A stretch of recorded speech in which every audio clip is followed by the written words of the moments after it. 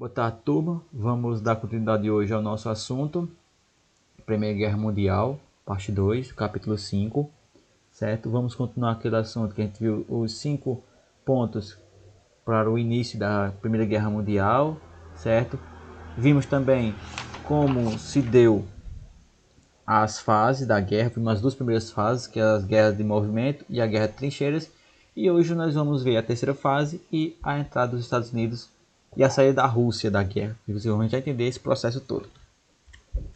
Na primeira parte, nós vemos aí na página 81, certo? 81, a entrada dos Estados Unidos e a saída da Rússia.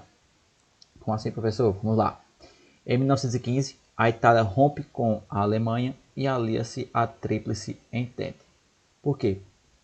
A Itália é um país bem complicado de explicar, porque ela é o seguinte, ela começa do lado, aí vê que o lado vai perder, ela cai fora antes de perder e vai para o lado que está ganhando. Foi basicamente isso, certo? Enquanto isso, muitos jovens morriam nas trincheiras.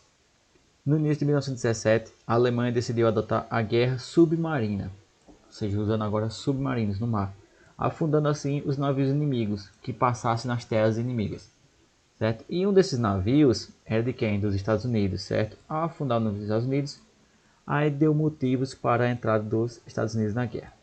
Mexesse com todo mundo, menos com os Estados Unidos, porque uma das maiores potências que vinha crescendo tanto economicamente como belicamente, seja nas armas, era os Estados Unidos. Aí não deu outra. Os Estados Unidos, querendo vingança pelo seu navio derrubado, entrou na guerra, claro, contra a Alemanha e os aliados.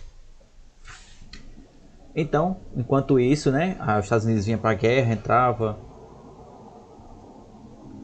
Continua.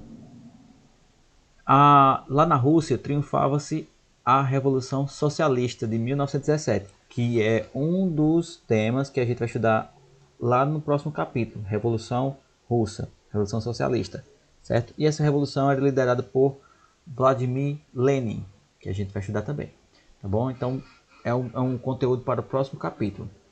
Vocês vão já entender o que é essa revolução. A Rússia, enfraquecida por conta dessa revolução, resolveu sair da guerra e fazer um tratado de paz com a Alemanha. Professor, por que com a Alemanha? Porque era o país mais forte da guerra, certo? E fazendo o tratado com a Alemanha, automaticamente fazia o tratado também com os outros países. E assim, esse tratado de paz nem atacava mais a Alemanha e nem a Alemanha atacava mais a Rússia. Ficava ali neutra, tá?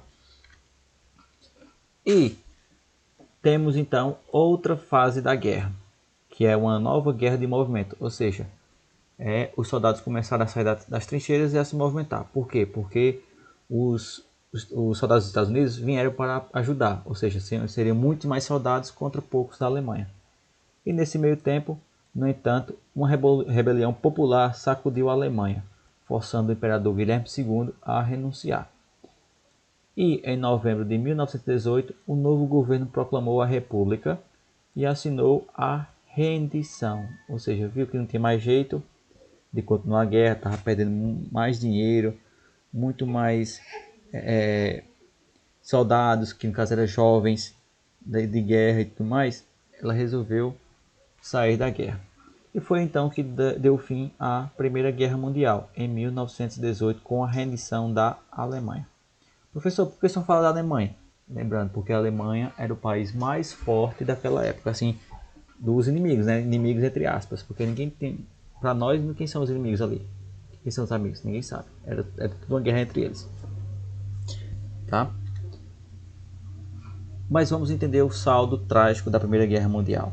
Temos dois pontos aqui trágicos para isso, que era o conflito que deixou cerca de 9 milhões e 200 mil mortes. Entre esses soldados, pessoas comuns, crianças, todo tipo de gente, felizmente. E 20 milhões de mutilados, ou seja, com menos um braço, menos uma mão, menos uma perna, menos um olho, tipo isso. E dezenas de milhares de órfãos e refugiados, que sempre acontece nas guerras, como ainda hoje a gente vê na Síria, né? Aquelas imagens chatas. Na página 83, certo? Nós vamos ver um novo tópico chamado A Paz dos Vencedores. Certo? Vão já entender por que esse tópico. Após a guerra, no fim da guerra, os vencedores fizeram vários tratados. entre eles o Tratado de Versalhes, certo? Mas professor, como assim vários tratados?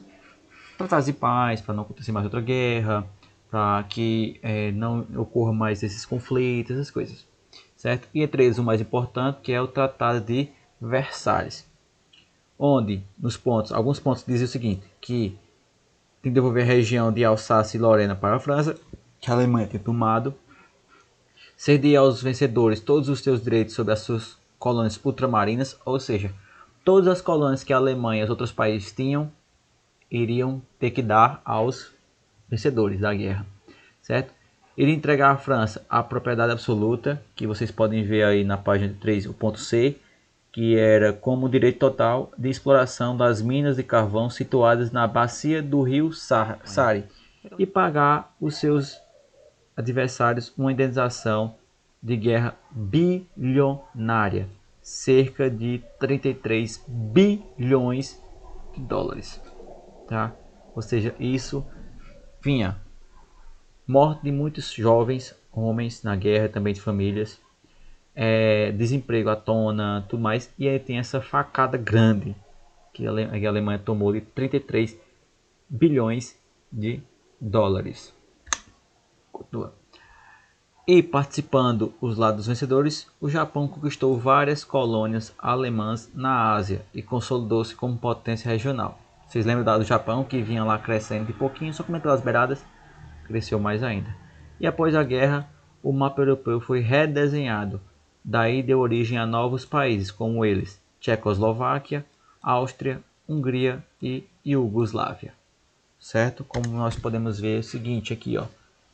Esse ficou sendo o novo mapa da Europa. Tá? Aqui fica melhor para vocês entenderem como era o mapa antes da Primeira Guerra Mundial, certo? E como agora é o mapa depois da Primeira Guerra Mundial. Que é os novos países aqui, ó. Tá aqui, Áustria e Hungria, agora é Hungria por um lado, Áustria de outro, Romênia, Bulgária, Iugoslávia, Albânia, certo? Esses nomes, Polônia que também apareceu aqui, ó. Tá? Porque lembra que aqui era todo o Império Alemão, que a Alemanha ficou dividida, tá? Vocês estão vendo que foi redesenhado, o mapa europeu se modificou, tá? E os Estados Unidos saiu da guerra como uma grande potência mundial. Por que, professor? Primeiro ponto, já vinha crescendo economicamente. Segundo, tinha muitas armas. E terceiro, emprestou dinheiro para a guerra. Para acontecer a guerra, precisava de dinheiro, né? Comprar armas, suprimento e tudo mais. Quem emprestou esse dinheiro? Os Estados Unidos. Por isso que virou a maior potência mundial, passando a Inglaterra. Tá? E também foi criado a Liga das Nações, que naquela época é tipo a ONU de hoje, certo? Os países se reuniam, certo? Entravam nessa liga, nesse conjunto para discutir. Caso fosse houver uma guerra, aí as nações iriam conversar para não ocorrer, igual na ONU hoje. Só não existe mais guerra, entre aspas, porque a ONU não deixa. Intervém ali e tudo mais. Claro que a gente sabe que tem guerra, mas convenhamos. Certo, pessoal? Por hoje é só. Ficamos por aqui sobre a Primeira Guerra Mundial. E mais à frente nós vamos ver os desdobramentos dessa Primeira Guerra Mundial. Que é a questão da Palestina, certo? A partir de Israel, do Estado de Israel e assim vai. Tá? Vamos ver outros pontos. Então, por hoje é só, certo? Qualquer dúvida, vocês podem falar comigo no WhatsApp ou assistir a primeira parte e a segunda da Primeira Guerra Mundial. Tá ok, pessoal? Então, até a próxima aula.